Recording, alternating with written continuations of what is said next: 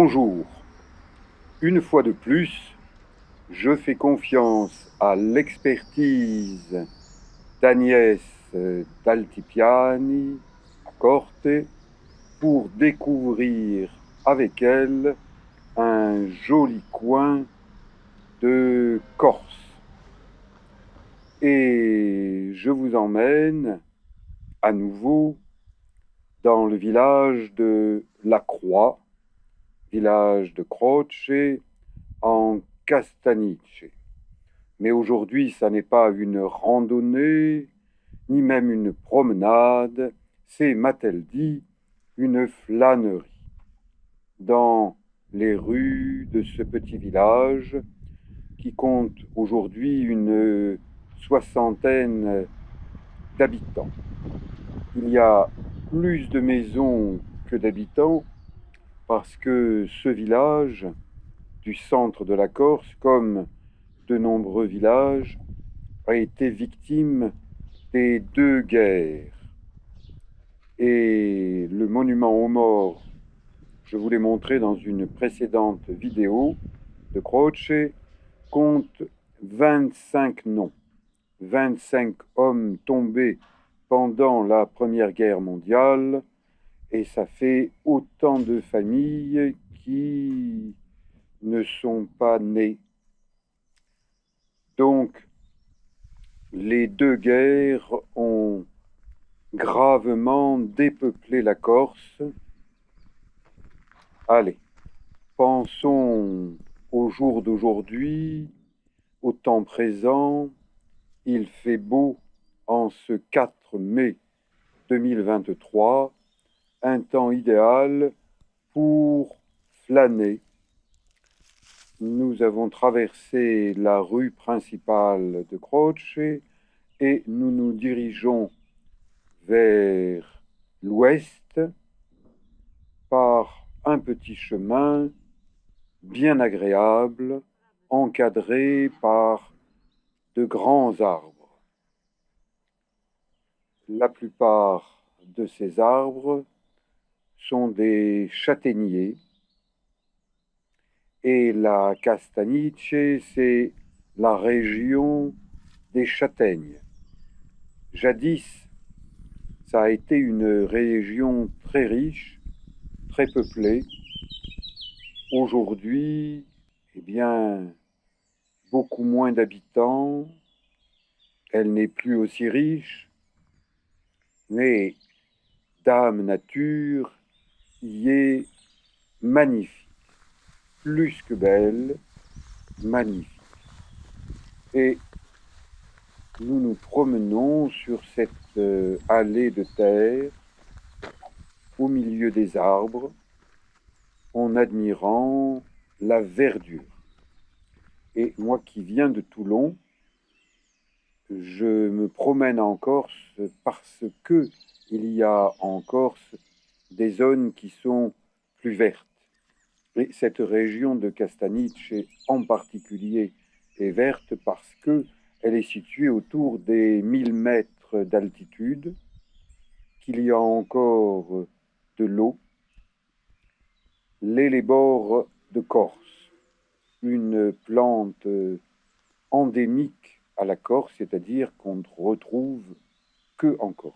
Et ces petits triangles avec des roues indiquent qu'il s'agit d'un endroit où les vélos sont autorisés à rouler, de préférence les VTT. Je vous parlais d'eau qui court, eh bien vous voyez celle qui sort de la montagne. Ici, une plante de printemps et attention aux vaches. Celles-ci sont dans leur enclos, mais c'est pas la peine d'aller énerver des vaches, surtout des vaches corses. Il y en a qui sont en enclos, d'autres qui sont en liberté. Le sommet que on aperçoit dans cette promenade, c'est le San Pedrone.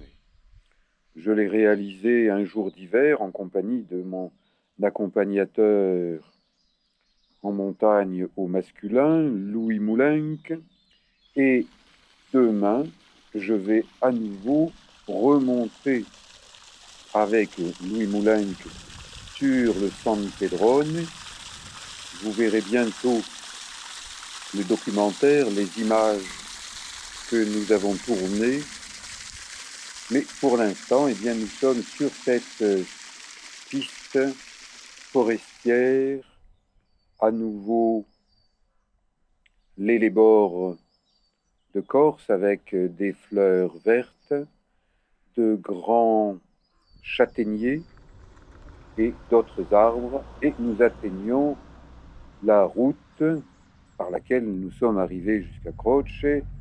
Demi-tour, on ne voit pas la même chose lorsqu'on va dans un sens et lorsqu'on revient dans l'autre sens. Donc, je continue à utiliser ma petite caméra GoPro numéro 11, qui est toute neuve, mais qui commence déjà à me jouer quelques tours.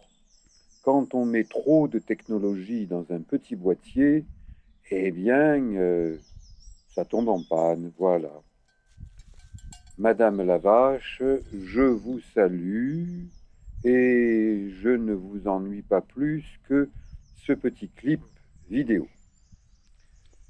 Agnès d'Altipiani est une accompagnatrice en montagne, également monitrice d'escalade. Elle sait se servir d'un GPS et d'un smartphone pour trouver le bon chemin, du moins pour le chercher. Dans ce secteur, eh bien, elle voudrait m'amener en marchant jusqu'à un village voisin, capitale de la Castanice, le village de La Porta.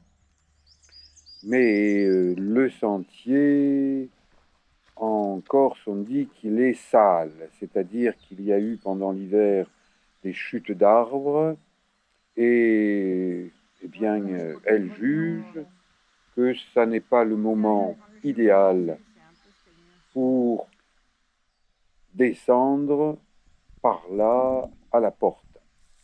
Regardez, ça c'est une racine de lierre. Le lierre, c'est une plante grimpante, c'est une liane et elle entoure de nombreux arbres. Ça, c'est un vieux châtaignier avec un trou d'un côté et un trou de l'autre côté. Ainsi font les petites marionnettes. Eh oui, ainsi font les petites marionnettes. J'ai parfois encore une âme et un esprit d'enfant, même si je suis à un mois de fêter mes 73 ans. Et ma semaine de vacances en Corse est destinée à me remettre en condition de randonnée un peu plus haut que dans le Var, en vue d'aller fêter mes 73 ans sur le volcan Teide à 3718 mètres d'altitude au mois de juin. Nous repassons par le village. L'allée centrale est pavée, elle est propre, les maisons sont jolies. Je suis content d'être dans ce village où un certain nombre de mes ancêtres ont pu passer, puisqu'il y a eu des liberati. Liberati, ça veut dire libre. Eh bien, je me sens libre de marcher, de m'exprimer et écouter ce que je dis dans Culture et contre-culture au sujet des merdailloux de Corte. Je ne mâche pas mes mots. Je vous invite à voir aussi ces vidéos, éventuellement abonnez-vous. Merci et à bientôt pour une autre randonnée en Corse.